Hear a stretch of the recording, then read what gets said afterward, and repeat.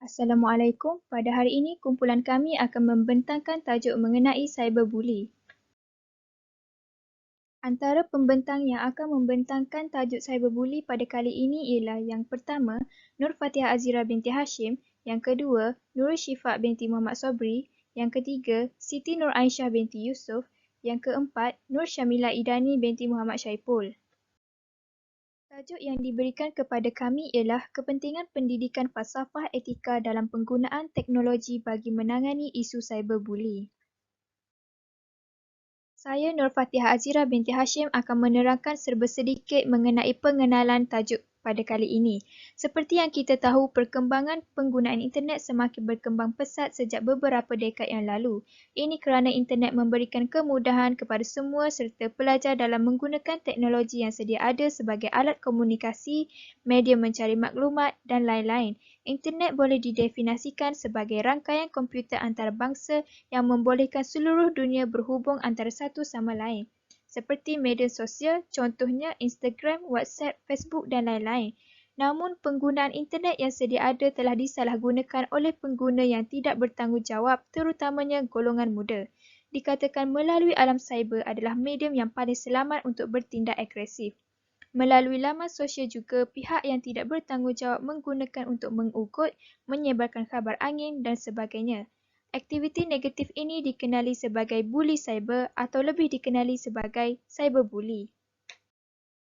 Seterusnya, tahukah anda apa itu cyberbully? Cyberbully adalah perilaku atau tindakan yang ditujukan kepada seseorang dengan cara negatif melalui media internet atau teknologi digital lainnya dengan tujuan untuk menghina, memaki, mempermalukan dan mengancam.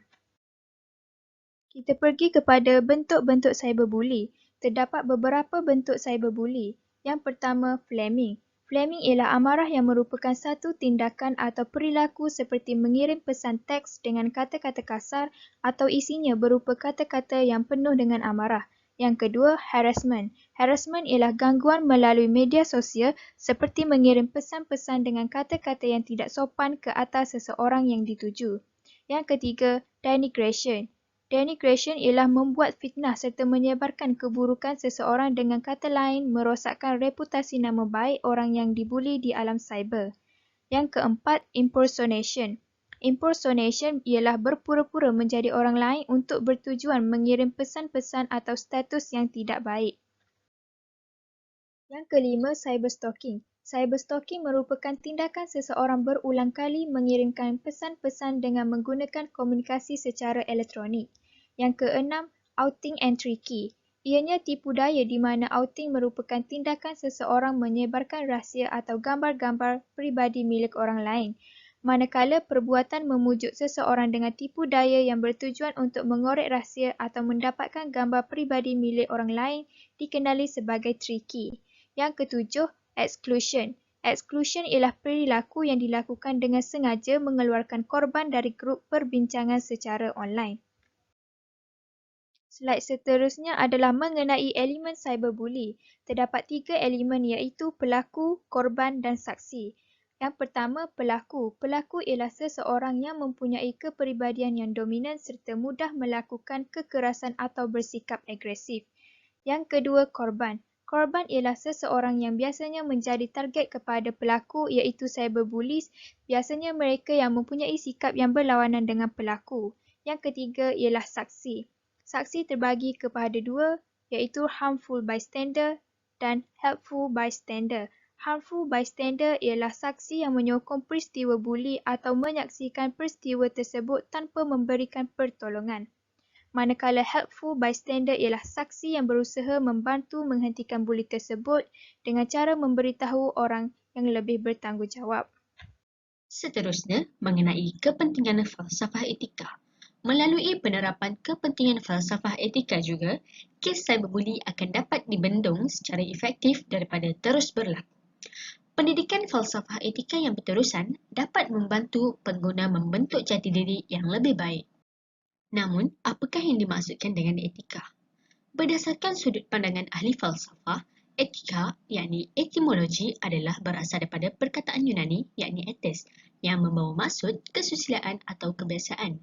Etika pada kebiasaannya mempunyai kaitan dengan moral yang merupakan istilah daripada bahasa Latin yakni mos dan dalam bentuk pluralnya adalah mores yang boleh ditakrifkan sebagai adat kebiasaan atau cara seseorang dengan melakukan perbuatan yang baik dan menghindarkan perbuatan yang sebaliknya. Dalam karya Aristotle, Etika Nikomacheia menjelaskan bahawa pembahasan etika mempunyai banyak cabang. Menurut Terminus Theticus, etika dipelajari bertujuan untuk memahami perbuatan dan tindakan manusia. Ahli filsuf yang lain juga mendefinisikan etika sebagai prinsip-prinsip moral yang merangkumi ilmu tentang kebaikan dan hak, ilmu sifat manusia yang adil dan prinsip-prinsip moral sebagai individual dan the science of the duty yang bermaksud ilmu tentang suatu kewajipan serta etika juga merupakan salah satu ranting yang menghala kepada aturan perilaku manusia dan kebiasaan mereka dalam pergaulan dan menegaskan hal-hal yang sahih dan batil. Secara dasarnya, etika terbahagi kepada 3 cabang, iaitu etika meta, etika normatif dan juga etika gunaan. Berdasarkan cabang etika tersebut, dalam menangani isu cyberbully, etika gunaan merupakan falsafah etika yang sesuai untuk diaplikasikan sebagai didikan kepada pengguna internet, di mana etika gunaan memainkan peranan penting dalam membentuk etika peribadi. Nilai peribadi adalah dibentuk berdasarkan kepada prinsip kekeluargaan, amalan budaya dan adat, dan nilai-nilai murni serta sosial yang diamalkan oleh ahli keluarga. Secara efektifnya, peribadi ibu bapa yang beretika haruslah bertanggungjawab untuk menjadi contoh dan teladan dalam menasihati dan memantau perlakuan anak-anak, terutamanya dalam melayari media sosial, kerana etika itu sendiri dapat menentukan baik dan buruk perilaku. Didikan falsafah etika juga mampu mempengaruhi pengalaman hidup seseorang, di mana ia memberi impak positif kepada kehidupan manusia. Mereka yang mempunyai nilai-nilai murni berdasarkan pendidikan etika akan sedar dan mampu berfikir bahawa isu cyberbully adalah salah di sisi undang-undang dan secara dasarnya mereka akan berusaha mengambil inisiatif dalam membendung isu tersebut daripada terus berlaku. Selain itu, pendidikan falsafah etika juga dapat menentukan amalan yang benar dan salah dalam penggunaan teknologi. Pengguna seharusnya bijak dalam penggunaan komputer ke arah yang lebih baik dan berusaha mengelakkan jenayah, penyalahgunaan dan malapetaka komputer. Justeru, seseorang yang dididik dengan etika falsafah sentiasa mengambil kira mengenai kejujuran sama ada mereka telah melanggar kejujuran atau pengkhianatan kepercayaan dengan melakukan cyberbully. Akhir sekali, dalam perbahasan sebelumnya, kita sudah mengetahui bahawa etika gunaan juga menyentuh mengenai isu sosial. Didikan etika ini juga mampu menjadi batu loncatan bagi membentuk sifat jujur dan amanah kepada pengguna semasa bersosial. Pengguna yang amanah dan jujur dapat menghalang isu pencerobohan peralatan yang dimiliki oleh pengguna individu di mana ia dapat mencetuskan isu cyberbully. Pengguna juga dapat membendung diri daripada perkara-perkara yang boleh menyebabkan gangguan perkhidmatan.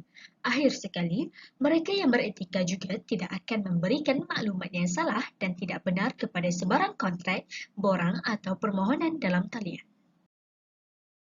Saya Nusharmila Idani akan mengupas mengenai punca cyberbully. Jika ditelusuri dengan lebih terperinci, terdapat beberapa punca yang menjadi bukti kepada berlakunya buli cyber yang semakin meningkat di seantero dunia. Antaranya termasuklah ketidakpuasan hati si pembuli terhadap mangsa. Hal ini berlaku mungkin disebabkan oleh ketidakpuasan hati terhadap individu sama ada atas sebab perilakunya, kemewahan yang dimiliki serta dari segi penampilan mangsa. Oleh sebab penggunaan teknologi yang tiada hadnya, ini menjadikan pembuli cyber lebih berani dalam mendera mangsa secara mental dengan menggunakan kata-kata negatif bertujuan untuk menyakiti hati mangsa sekaligus memberi penderaan emosi kepada mangsa buli. Cyberbully ini mudah dilakukan kerana mereka hanya perlu menaik kata-kata yang tidak sepatutnya seperti perkataan lucah, hinaan ataupun sebarang ungkapan berbau ugutan kepada mangsa supaya mereka dapat menyeksa mental mereka ini. Si pembuli bertindak berani melakukan perkara yang tidak wajar ini kepada mangsa kerana mereka tidak perlu bersemuka antara satu sama lain. Punca yang kedua adalah disebabkan oleh kurang mendapat perhatian daripada insan tersayang seperti keluarga dan rakan terdekat. Hal ini menyebabkan mereka ingin mencari perhatian daripada orang ramai dengan melakukan perkara yang tidak sewajarnya, iaitu cyberbully dengan cara mereka mengirim teks seperti kata-kata hinaan, ugutan kepada mangsa. Apabila berlakunya perabakkan maklumat menerusi media sosial seperti Instagram dan Twitter, barulah si pembuli akan berpuas hati dengan segala tindakan yang telah diambil oleh mereka kerana mereka merasakan bahawa seluruh warga di media sosial memberi tumpuan terhadap apa yang diperkatakan. Seterusnya, perkara yang turut menjadi faktor kepada berlakunya buli cyber ini adalah disebabkan oleh kurangnya didikan agama daripada pihak keluarga si pembuli. Kurangnya pengetahuan nilai-nilai agama dalam diri mereka telah menyebabkan mereka mudah untuk menghina individu yang kurang disenangi oleh mereka dengan mengeluarkan perkataan-perkataan yang tidak sepatutnya. Misalnya, mengencik penampilan fizikal mangsa yang tidak up-to-date, membuka aib mangsa dan sebagainya. Sudah terang lagi bersuluh, perbuatan seperti ini amatlah ditegah dalam agama. Hal ini boleh menyebabkan mangsa mengalami tekanan emosi yang sangat teruk dan jika dibiarkan, mangsa mungkin mengambil keputusan drastik seperti menelan ubat batuk secara berlebihan ataupun dengan mengambil keputusan untuk membunuh diri. Kesimpulan yang dapat diperoleh daripada faktor ini termasuklah dengan mempunyai perasaan iri hati terhadap orang lain, tidak mendapat perhatian cukup daripada pihak keluarga dan insan terdekat, serta kurangnya pengetahuan nilai-nilai agama dalam diri, mampu menjadikan diri kita lebih mudah terjerumus dalam segala perkara yang boleh mendatangkan keburukan kepada kita. Jumlah kes buli cyber di Malaysia semakin membimbangkan saban hari. Ingin saya selitkan dalam satu liputan ringkas kes bullying cyber di Malaysia walaupun tidak terdapat laporan kes serta penceritaan yang terperinci seperti kebanyakan kes yang mendapat liputan antarabangsa, namun negara kita juga mencatatkan kes-kes bunuh diri berikutan gangguan cyber yang semakin berleluasa dan tidak terkawal. Memetik laporan Suruhanjaya Komunikasi Multimedia Malaysia SKMM, Gesta melaporkan bahawa statistik menunjukkan sepanjang tempoh 5 tahun, iaitu dari 2012 hingga 2017, sekurang-kurangnya terdapat 300 kes buli cyber yang dilaporkan. Secara keseluruhannya, sebanyak 1,524 kes buli cyber yang telah dilaporkan berlaku di negara ini dalam tempoh 5 tahun tersebut. Menurut utusan online, dari bulan Januari hingga November 2017 sahaja, Suruhan Komunikasi Multimedia Malaysia SKMM telah menerima sebanyak 38 aduan melibatkan kes buli sepanjang tempoh tersebut.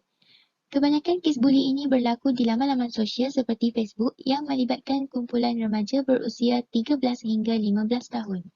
Ketua Pegawai Rangkaian Keselamatan Pengurusan Media Baru, Aduan dan Advokasi SKMM dalam kenyataannya memaklumkan bahawa berdasarkan laporan kajian kebangsaan mengenai keselamatan cyber sekolah yang telah dijalankan, lebih daripada 70% pelajar sekolah pernah terlibat dalam kes buli cyber dan sebanyak 70% pelajar sekolah juga didapati terlibat dalam pelbagai jenis gangguan internet, termasuklah aktiviti berkongsi maklumat serta memuat naik status yang kurang sopan di media sosial.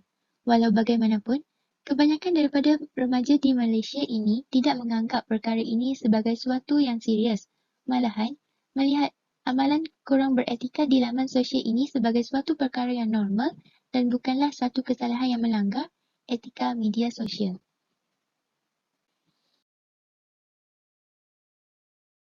Berdasarkan kajian yang dilakukan ini, didapati bahawa terdapat beberapa kesan cyberbully. Antaranya ialah kesan emosi, kesan fizikal dan kesan psikologi. Menurut Amin Al-Haadi, kesan jangka panjang cyberbully ini mempengaruhi pembelajaran, kehidupan sosial sehingga mengganggu emosi mangsa. Mereka juga sering menyalahkan diri sendiri dan beranggapan gangguan cyberbully adalah berpunca dari kesilapan dan kelemahan diri sendiri. Anggapan ini memberi impak kepada harga diri mereka dan seterusnya menyebabkan mereka mengalami tekanan dalam hidup. Cyberbully boleh mendatangkan kesan yang buruk kepada emosi mangsa cyberbully. Hal ini demikian kerana mereka yang dibuli di alam cyber akan mempunyai perasaan rendah diri yang tinggi, malu dan tertekan dengan situasi yang dihadapi. Contoh cyberbully ialah apabila seseorang itu memberi komen kepada gambar yang dimuat naik oleh mangsa. Komen seperti menghina rupa pada semangsa, ini akan menyebabkan mangsa kehilangan keyakinan diri dan mula tidak bersemangat dalam menjalani kehidupan harian mereka. Mereka akan sentiasa merasakan bahawa semua orang di sekeliling mereka berpendapat sama seperti yang dikomen oleh pelaku cyberbully itu. Ini akan menyebabkan mangsa mula menjarakkan diri dan lebih cenderung untuk bersendirian. Kesan fizikal daripada masalah cyberbully telah memberi kesan kepada mangsa dan telah menjejaskan aktiviti harian mangsa, seperti mangsa akan mengalami masalah gangguan untuk tidur dan hilang selera makan. Masalah gangguan tidur akan menjejaskan pembelajaran mangsa cyberbully. Mereka akan merasa mengantuk di dalam kelas dan tidak dapat memberi sepenuh perhatian ketika sesi pembelajaran. Selain itu, mereka juga akan sentiasa memikirkan tentang hal yang dilakukan oleh pelaku cyberbully terhadap mereka. Hal ini secara tidak langsung akan menyukarkan mangsa untuk melibatkan diri dalam proses pembelajaran. Ini akan menyebabkan keputusan ujian atau peperiksaan yang diambil merosot, seterusnya membuat pelajar menjadi semakin stres. Masalah cyberbully juga telah memberi kesan dari aspek psikologi mangsa, seperti mangsa akan mengalami masalah gelisah, kemurungan dan yang paling teruk ialah tekanan jiwa yang melampau sehingga mangsa membuat percubaan membunuh diri sendiri. Kes kematian yang berlaku akibat cyberbully. Kes kematian bintang popular dari Korea Selatan Choi Jin-ri atau lebih dikenali sebagai Suli yang tergempar tahun lepas kerana ianya merupakan kes kematian bunuh diri. Kematian pelakon dan penyanyi yang berusia 25 tahun pada ketika itu didakwa berpunca daripada kemurungan yang disebabkan oleh kecaman netizen negara sendiri yang akhirnya membawa beliau menggantung diri sendiri untuk menamatkan kesakitan yang dialami. Di Malaysia sendiri terdapat beberapa kes bunuh diri yang melibatkan pelajar sekolah dan universiti yang juga didakwa berpunca daripada cyberbully. Seorang remaja di Padawang, Sarawak yang dilaporkan membunuh diri selepas hasil undian dalam talian kebanyakannya menyuruh beliau untuk berbuat demikian. Hal ini menarik perhatian Penaung Persatuan Psikiatrik Malaysia Tan Sri Lee Lam Tai. Beliau mengumpamakan kes itu seperti kerumunan orang ramai yang berteriak dengan menyuruh seseorang yang berniat untuk membunuh diri dengan cara berdiri di hujung atap atau balkoni bangunan tinggi, lompat.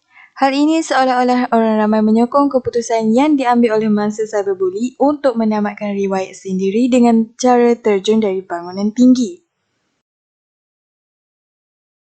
Berdasarkan hasil kajian, isu utama yang dihadapi oleh mangsa cyberbully adalah berkaitan dengan kesan emosi.